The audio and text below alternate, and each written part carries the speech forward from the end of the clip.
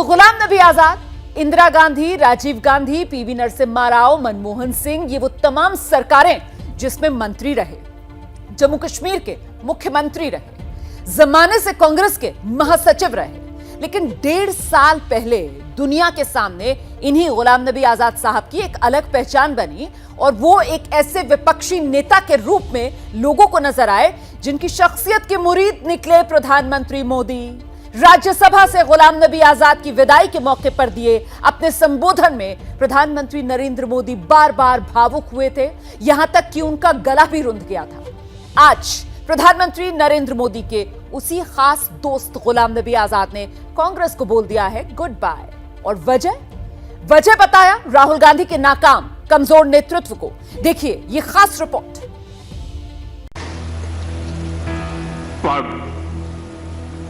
सत्ता जीवन में आती रहती है, लेकिन उसे कैसे पचाना,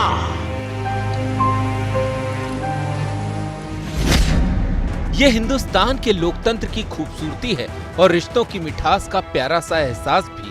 तभी तो कहां बीजेपी के प्रधानमंत्री नरेंद्र मोदी और कहां कांग्रेस के गुलाम नबी आजाद। लेकिन आजाद के सम्मान में पीएम मोदी के शब्द दोस्ती और इंसानियत की अद्भुत मिसाल है। उन्होंने मुझे फोन किया, जैसे अपने परिवार के सदस्य की चिंता करें,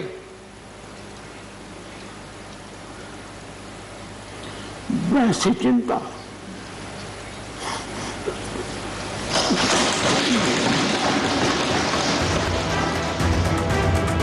इस तारीफ के 18.5 महीने बाद पीएम मोदी के स्पेशल कांग्रेस दोस्त गुलाम नबी आजाद ने कांग्रेस को कह दिया bye bye, tata, goodbye. जिस कांग्रेस में गुलाम नबी आजाद ने अपने 46 साल गुजार दिए, जिस कांग्रेस में 27 साल की उम्र में गए थे, उसी कांग्रेस से 73 की उम्र में वो आजाद हो गए। पूरे की पूरी कांग्रेस पार्टी के कार्यकर्ता संगठन सड़क के ऊपर महंगाई, बेरोजगारी और ध्रुवीकरण के खिलाफ लड़ाई लड़ रहे हैं। दुख की बात यह है, अत्यंत दुख की बात यह है कि गुलाम नबी आजाद साहब ने ऐसे समय में कांग्रेस को छोड़ने का और इस लड़ाई के अंदर साथ छोड़ने का फैसला किया। ऐसा क्या हुआ जो गुलाम नबी आजाद जैसे सुलझे हुए, संवेदनशील, सियासी सूझबूझ से भरे और नेहरू गांधी परिवार से कभी बेहद करीबी रिश्ता रखने वाले नेता ने कांग्रेस को अलविदा कह दिया? इस सवाल का जवाब जानने के लिए 5 पन्ने की उस चिट्ठी को पलटते हैं जो आजाद का इस्तीफा भी है और सोनिया गांधी को भेजा गया अपने मन के संताप का दस्तावेज भी। आजाद ने सोनिया को जो खत लिखा उसमें साफ साफ कहा गया है कि कांग्रेस की बर्बादी की वजह राहुल गांधी हैं। सोनिया नाम भर की अध्यक्ष हैं, पार्टी रिमोट कंट्रोल से चल रही है जिसे राहुल चला रहे हैं। सारे फैसले या तो राहुल गांधी लेते हैं या फिर उनके पीए और सुरक्षा गार्ड लेते हैं। पहले इस रिमोट कंट्रोल मॉडल ने यूपीए सरकार को बर्बाद किया, अब कांग्रेस को कर रहा है। राहुल के राज में नौसिखिए चापलूस ही पार्टी चला रहे हैं।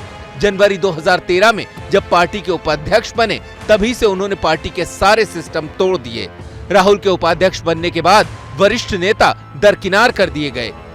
राहुल के इशारे पर आजाद और कपिल सिब्बल समेत सीनियर नेताओं का अपमान हुआ। इन चुभते सवालों से भरी आजाद की चिट्ठी को लेकर बीजेपी कांग्रेस का चरित्र बांच रही है। त्याग पत्र देते समय श्री गुलाम नबी आजाद साहब ने कांग्रेस पार्टी पर गंभीर आरोप लगाए हैं कि कांग्रेस पार्टी में इंटरनल डेमोक्रेसी नहीं है, कांग्रेस पार्टी रिमोट कंट्रोल से चलाई जाती है। एक बात प्रमाणित होती है कि कांग्रेस पार्टी सिर्फ एक खानदान की पार्टी है। चिट्ठी की शुरुआत में आजाद ने सोनिया गांधी की तारीफ की है, उनके नेतृत्व को सलाम ठोका है, लेकिन अगले ही वाक्य में बता दिया कि मां वाली बात बेटे में नहीं है। राहुल गांधी सियासी तौर पर कैसी बचकानी हरकतें करते आए हैं, ये बताने के लिए चिट्ठी में आजाद ने उस घटना का जिक्र किया जब अपनी ही सरकार के पास ऑर्डिनेंस को फाड़ने की बात राहुल गांधी ने की थी। अच्छा, क्या बातचीत हो रही है? So he said, well, ordinance के बारे में बातचीत हो रही है. But my opinion on the ordinance is that it's complete nonsense and that it should be torn up and thrown out. Ghulam Nabi Azad Congress से अपनी आजादी की बातें कम बल्कि ये बताने में ज्यादा दिलचस्पी रख रहे हैं कि कांग्रेस राहुल गांधी की गुलाम हो चुकी है. लेकिन उस गुलामी से कांग्रेस को कुछ मिला नहीं और इस गुलामी का नतीजा है कि कांग्रेस पिछले 8 साल में दोनों लोकसभा चुनाव हारी है. साथ ही 49 विधानसभा चुनावों में 39 चुनाव भी हार चुकी है. गुलाम नबी आजाद ने उस वक्त कांग्रेस को छोड़ा है जब कांग्रेस के सामने वजूद का सवाल खड़ा है. लेकिन सवाल है कि खुद आजाद क्या करेंगे? क्या वो अपने खास दोस्त और प्रधानमंत्री नरेंद्र मोदी की पार्टी में जाएंगे? इस सवाल का उत्तर तो काफी पहले वो खुद ही दे चुके हैं. मुझे चिंता इस बात की है कि गुलाम नबी जी के बाद इस पद को जो संभालेंगे उनको गुलाम नबी जी से मैच करने में बहुत दिक्कत पड़ेगी, क्योंकि गुलाम नबी जी अपने दल की चिंता करते थे लेकिन देश की और सदन की भी उतनी ही चिंता करते थे.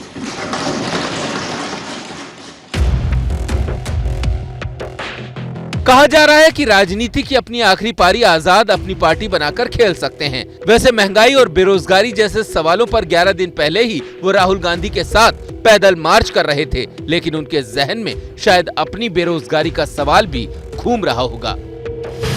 जनवरी 2021 को गुलाम नबी आजाद राज्यसभा से रिटायर हो गए. फरवरी 2021 में आजाद ने कश्मीर पहुंचकर G23 के नेताओं के साथ अपना शक्ति प्रदर्शन किया. मई 2021 में बंगाल, असम समेत 5 राज्यों के चुनाव में आजाद को स्टार प्रचारक नहीं बनाया गया. जुलाई 2021 में राहुल ने आजाद से मुलाकात की और उन्हें जम्मू कश्मीर कांग्रेस का अध्यक्ष बनने का प्रस्ताव दिया. आजाद तैयार नहीं हुए. अप्रैल 2022 में गुलाम नबी आजाद ने G23 की मांग को लेकर सोनिया गांधी से बात की.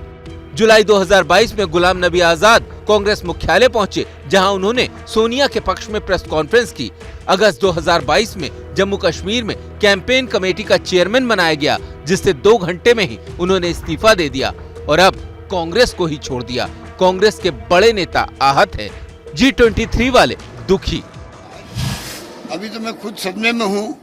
एक ऐसा 42 साल का जिसको सब कुछ मिला जिंदगी के अंदर, 42 साल ही बगैर पद के नहीं रहे हो व्यक्ति, आज वो ये मैसेज दे रहे हैं जैसे कि जो मेरी समझ के पर है. मजबूर होकर वो एक 50 साल से बड़ा लंबा रिश्ता उनको तोड़ना पड़ा. जाहिर है वो बहुत आहत हुए होंगे, उनको चोट भी पहुंची.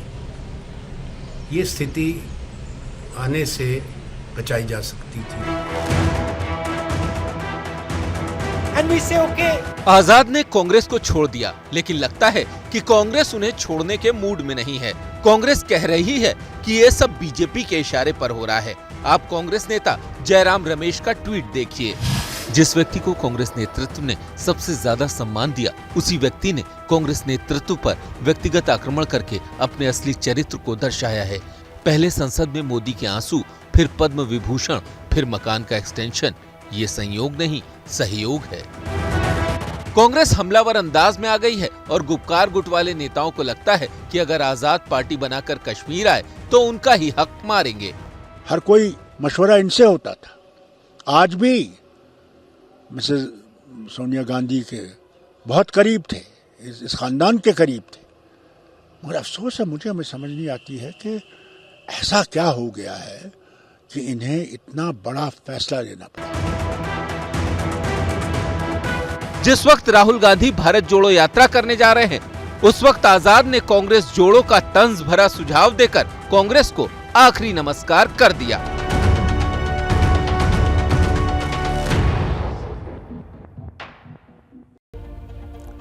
तो गुलाम नबी आजाद ने कांग्रेस छोड़ दी, लेकिन अब आगे करेंगे क्या ये नहीं बताया. इस वक्त आजाद के पास भविष्य की योजनाओं को लेकर विकल्प क्या क्या हो सकते हैं, जरा सिलसिलेवार तरीके से उसको देख लीजिए आप. आजाद के पास पहला विकल्प यह हो सकता है कि गुलाम नबी आजाद अपनी ही पार्टी बना लें. इसकी सबसे ज्यादा संभावना भी जताई जा रही है. दूसरा विकल्प किसी दूसरी पार्टी में वो जा सकते हैं, तो फिर सवाल ये कि क्या वो बीजेपी में जाएंगे, जो उनके सबसे स्पेशल दोस्त प्रधानमंत्री मोदी की पार्टी है। वैसे पीएम मोदी की भावुकता भरी तारीफ के बाद आजाद से जब इस बाबत सवाल पूछे गए थे तो उन्होंने कहा था, मैं बीजेपी में तब शामिल होऊंगा जब हमारे कश्मीर में काली बर्फ पड़ेगी। आजाद के पास तीसरा विकल्प है कि वो राजनीति से संन्यास ले ले। क्या मजबूरी है मेरी, बताइए। मैं अभी आपको बताती हूँ कि मैंने ओए होए होए होए नमकीन के चटकारे लेते हुए टकटकी मार के डिबेट शो को पॉज रिपीट कर करके देख रहे हैं जोगिंदर जी। इनकी तरह आप भी देखें अपने फेवरेट डिबेट्स को रिपीट कर और डाउनलोड कीजिए एबीपी लाइव ऐप अपने स्मार्ट टीवी पर।